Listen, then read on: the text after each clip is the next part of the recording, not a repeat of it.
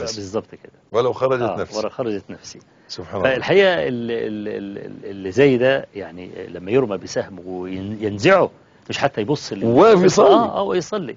البخاري بقى حصل له قصة شبيهة بهذه. أنه كان يصلي فأتى زنبور دبور يعني ولسعه في 17 موضعا. دبور واخد بالك ازاي؟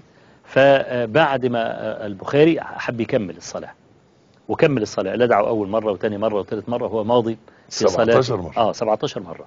فحتى لما أنهى صلاته قال انظروا ماذا بي، كان لدعه أزار في ظهره أو الكلام ده، فعدوه فوجدوا 17 لدعة سبحان الله العظيم. ومع ذلك أنت عارف هؤلاء ما كان العلم وسيلة مش الغاية، كانوا يتعلمون العلم ليترجموه إلى الواقع. هو ده اللي ميز الأمة فيما مضى. هي دي اللي عايزين نقولها للشباب. لأن بعض الشباب اتخذ طلب العلم غاية غلط. غاية إن هو بقت غايته وهدفه إنه يوصل للشيخ أبو إسحاق، إنه يتعلم، لا إنه يطلع فوق شوية يعني يبقى محدث القرن. لا أو فقيه الأمة أو الكلام. يا ريت حتى يعني. لكن القضية إنه هؤلاء يعني اتخذ هذا العلم غاية، فبقى كل همه طلب العلم، مفيش جنبيه أن يعمل بهذا الذي حصله. هي دي القضية. أنت عارف في جملة أنا تذكرتها أظنها لابن الجوزي لما كان بيتكلم عن بر الوالدين مع طلب العلم أيهما يقدم أو الذهبي، يعني واحد من الاثنين يعني. فقال إيه؟ قال إذا أمرك والداك بشيء وأنت تطلب العلم فثقل عليك أمرهما فاعلم أن طلب العلم شهوة. ده مش علم بقى، حظ نفس بالظبط كده. بقى سعيد إنه بيخرج حديث، بقى سعيد إنه بيفرع مسألة فقهية. ليه؟ لأنه لو تعلم العلم حقيقة لعلم أن إجابة طلبهما أفضل مما هو فيه بلا شك. فهو صار العلم صنعة وصار شهوة وصار حظ نفس. نسأل الله عز وجل أن يرزقنا وإياك العمل بالعلم. شيخنا يعني عبادة هؤلاء الصحابة يعني مثلا نلاقي سيدنا عبد الله بن مسعود في القرآن وتميزه فيه، ونلاقي مثلا سيدنا خالد بن الوليد في الجهاد وتميزه فيه، ونلاقي سيدنا علي بن أبي طالب في الأقضية وتميزه فيها، وأبي بن كعب في القرآن كذلك إلى آخره.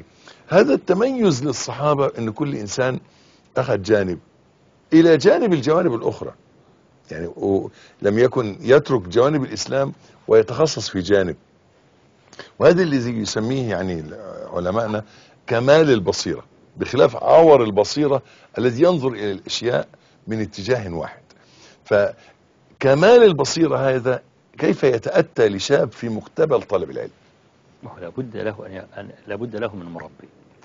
لأن الشاب اللي هو لسه بيطلب العلم أعمى وقدامه أكثر من طريق. أي نعم. فقد يسلك الطريق الأبعد والأوعر مع ضعف نفسه فينتكس. طيب ضعف النفس في العبادة ده يتقوى ازاي؟ والله أصلي هي منظومة متشابكة جدا وطويلة.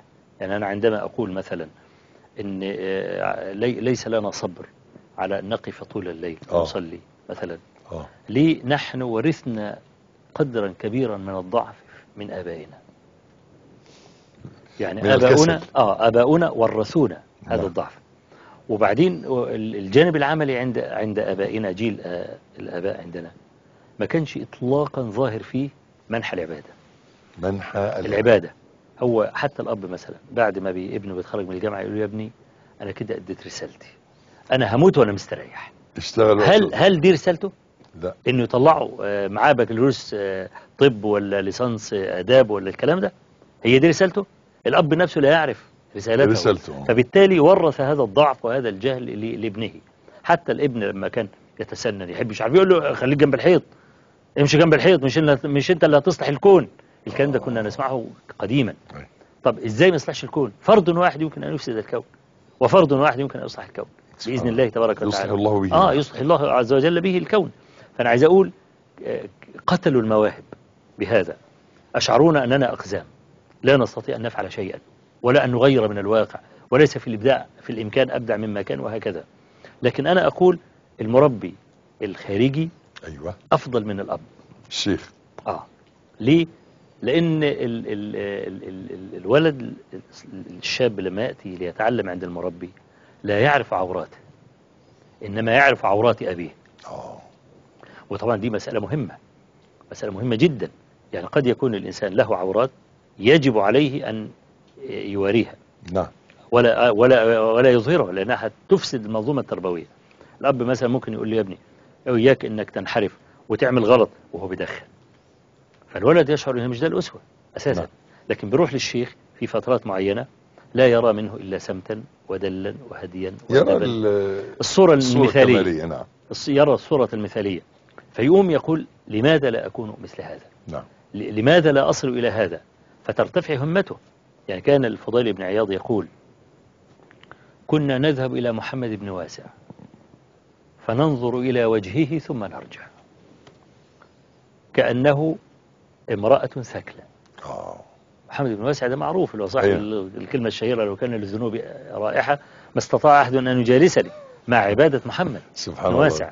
الله. بيقول شيخنا يعني اللي زي محمد بن واسع، وهذه الكلمة تروى كثيرا عن بعض العلماء الآخرين، عن كثير، عن سفيان مثلها، وعن عبد الله بن مسعود رضي الله عنه، نعم. وكثيرة. فأقول ماذا كانت ذنوب هؤلاء؟ لا كان عندهم متبرجات ولا تلفزيون ولا يعني نت ولا الربا ولا الحاجات دي، كانت كلها ذنوبهم كانت ايه؟ زي أنس مع أصل أهل الورع في مكان عال جدا يشرفون على الخلق. أنس بيقول ايه رضي الله عنه؟ رضي الله عنه. إنكم لتعملون إنكم لتعملون أشياء هي في أعينك أدق من الشعر كنا نعدها في زمان النبي صلى الله عليه وسلم الكبائر. ده نظرة أهل الورع. إن هو يعني حاجة ممكن تكون في عينك أنت صغيرة. سبحان الله. ابن الجوزي برضه بيقول في صيد الخاطر يعني إيه: وإن لي ذنوب لو علمها الناس لأعرضوا عني، ولكنها ليست ذنوب كالتي يفعلها الفساق، إنما هي أشياء تناسب طبقته، إنما هي أشياء قبيحة في حق مثلي. طبعا أشياء قبيحة في حق مثلي. يعني زي ما قال سيدنا أنس كده، هي في عينيكم أنتوا أدق من الشعر، لكن عندنا كبائر. ليه؟ لأنه يتكلم بلسان أهل الورع. كنت هتقول محمد بن واسع؟ لا، كنت هعلق على المسألة دي، أقول لك هناك فرق بين الذين يتكلمون بلسان الورع والذين يتكلمون بلسان الجواز، الحلال والحرام. نعم. يقول لك جائز، يجوز ولا يجوز. يجوز ولا يجوز. اللي واقف على الحديدة دي مش هو أهل الورع، ما هوش أبدا. أهل الورع يقف فوق قوي، ولذلك الذي يفعله أهل الجواز ويرونه جائزا وهو جائز قد يكون عندهم من المحال أن يفعلوه. أي نعم. هو ده اللي بيتاقد. ده لو نزل شوية برضه هو أعلى من أهل الجواز، مش هيرتكس يعني بعد الجواز الحرام. لا شك. هناك كثيرون يقفون على عتبة الجواز. ابن القيم يقول لك سألت شيخ الإسلام ابن تيمية عن مسألة فقال هي ليست بحرام ولكنها تنافي أهل الهمم العالية. هي كده. يعني وبرضه عود على بدء في مسألة أن كل صحابي كان له تميز. كان له تميز في جانب من الجوانب. نعم. ويشارك في الجوانب الأخرى. هذه حتى ملحوظة. يعني احنا مثلا عندنا العلماء، وأحكي حكاية طريفة جدا فضل. في هذا الباب. الخطيب البغدادي لما صنف كتاب تاريخ بغداد وجاء على ترجمة الشافعي قال تاج الفقهاء. فغضب منه الشافعية إذ لم يقل والمحدثين. تمام. قالوا نزعت منه الحديث فما بقي. ولما جاء ترجم الأحمد بن حنبل قال سيد المحدثين، فغضب عليه الحنابلة قالوا له كان المفروض هو الفقهاء. تمام. هو الحقيقة الخطيب البغدادي ترجم لكل واحد بأظهر ما فيه. صحيح. مش إنه نزع عنه الصفة الأخرى. يعني أنا النهارده لما أجي أتكلم عن ابن تيمية رحمة الله عليه أضعوه في مصاف الفقهاء للمحدثين. فقهاء طبعا.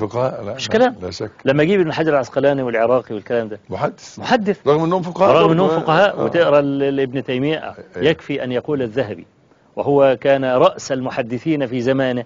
كل حديث لا يعرفه ابن تيمية فليس حديث. عشان تعرف حفظ ابن تيمية كيف كان. لكن كل واحد بيبقى له موهبة مع مشاركته في المجالات الأخرى. الإمام مالك كان من أقرانه عبد العزيز العمري الذي قيل فيه هو المقصود بحديث النبي صلى الله عليه وسلم يوشك أن يضرب الناس أكباد الإبل فلا يجدون أعلى من عالم المدينة صلى الله عليه وسلم. كانوا يقولون هو العمري. نعم. فالعمري هذا طلب الحديث مع مالك وكان فقيه النفس وفي كل الميزات، ثم أدركته محبة الخلوة. ترك المسجد وترك التحديث، مش الصلاة في المسجد يعني، لا، ترك